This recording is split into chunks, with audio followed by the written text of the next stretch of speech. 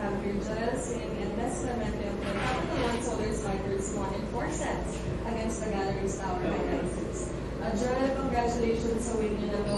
Heading into the quarterfinals on a high note, anong masasabi mo sa naging performance ng team against Galleries? Sobrang proud po ako sa team namin kasi nagtulong-tulong talaga kami. Yung locals, nag-step up lahat. So, sobrang nakaka-proud po. And for this, best player of the game with 14 points. Ano lang siguro yung motivation mo heading into this match para mag-inuwi? Last game kasi medyo hindi ganun ka-okay yung performance ko. So parang gusto kong bumawi simula next game hanggang sa mga susunod pa natin. For Doreen tsaka Des, ano lang yung masasabi niyo sa naging journey niyo from one win lang ng last conference and then ito magka-quarterfinals? Sobrang nakaka-build talaga ng confidence itong nangyayari sa amin ngayon. Mga unexpected po, pero pinatatrabawan namin kasi tulong-tulong kami. Gusto lang din talaga namin tulungan si Marina. Ayun, proud ako sa bawat isa sa amin kasi talagang pinagpagura namin to. Kumbaga, kung saan kami nag-umpisa hanggang ngayon, sobrang pinaghirapan namin lahat. So, proud ako sa bawat isa sa amin. Paano nila pananatiliin yung gutom na mas malalo pa? Kasi syempre yung susunod na stage mas mahirap na knockout na yung every game. Siguro kagaya po nung sinabi ko, pagtatrabuhan pa rin po namin siya. Kumbaga, hindi kami magre-relax. Kailangan, ano pa din kami, gutom pa rin kami sa panalo. Mas eager kami ngayong season talaga. And sa mga susunod pa syempre.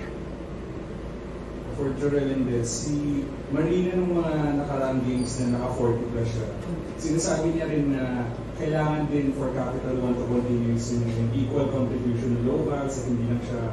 So sa tingin niyo ba so far, ngayong malapit na yung playoffs, nagagawa niyo na yun na hindi man tumbasan pero tulungan din talaga si Marina? Ako para sa akin, kulang pa yung ginagawa namin pero nandun na kami. Kumbaga, one day at a time, tinutulungan namin siya, ini-improve namin yung sarili namin. And ayun nga, kami, ang goal talaga namin ngayong conference is one set at a time talaga kasi mas eager and gusto lang din talaga namin tulungan si Marina and mas umangat pa talaga yung team for yung capital na talaga. Jorel, as captain, ano na lang siguro yung masasabi mo din sa growth? Hindi lang sa skills, pero yung, I guess, belief sa sarili ng mga teammates mo ngayon na nagsisimula na kayong manalo at nagiging mas consistent na. Para sa akin, yun, kagaya na sinabi ko, proud ako sa kanila. Proud ako sa bawat isa sa amin. Kasi nakikita ko bawat training, talagang nag-overload yung isa't isa. Kumbaga, talagang pinupush namin yung isa't isa. So, yun lang, proud ako sa kanila lahat. Trabaho everyday. Ikaw naman din, siguro personally, yung pag-angat lang din ng laro mo after this conference. Siguro ano na lang yung masasabi sa progress na ginawa mo and ano na lang yung itutuloy mo para mas tuloy-tuloy yung growth ng laro. I would give credit talaga kay Coach Roger personally kasi sa mga past team ko, inuna niya talagang i-build sa akin talaga yung confidence ko talaga yun. Doon talaga siya nag-start. Kasi once na na-build na yung confidence ko, dire-diretso na yan. And sobrang happy ko talaga kay Coach Roger, under Coach Roger kasi sobrang pinaparamdam niya sa akin na full talaga yung trust niya. So parang ako, bibihira yung ganung coach. Ang tagal kong hinanap yun.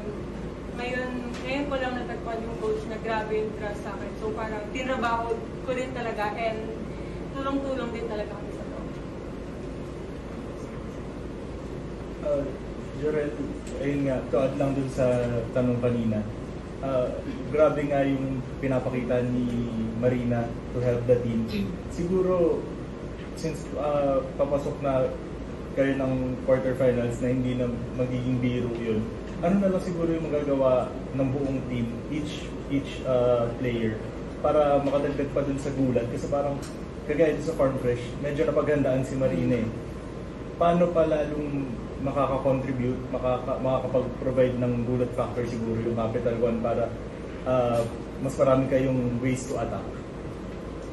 Siguro kaming mga locals, kailangan talaga namin mag-step up. Kailangan pa namin mag-double time sa training kasi para hindi lang palaging nakimarina yung attacks. Kailangan namin ma-contribute na maayos yung scores, yung palo. So, ako personally, tinatry ko talaga yung best ko para makatulong sa team. For Joel and Des, quarterfinals na after nito, siguro personally, ano lang yung magiging mindset mo kasi knockout match yung quarterfinals? Parang kagaya na sinasabi ni Coach, palaging championship game yung mangyayari. Kasi syempre, kailangan namin ibigay yung best namin every game. Kasi kagaya nga po nasabi niya, knockout na. So, all out na. Yes. So sa amin, hindi natin biro ng quarterfinals. Hindi lahat ng teams nakakaawit sa quarterfinals. So parang nabigyan kami ng opportunity. So hindi na namin sasayangin yung opportunity. And I hope din talaga namin si Marina. Thank you, Joel. Thank you. Thank you po.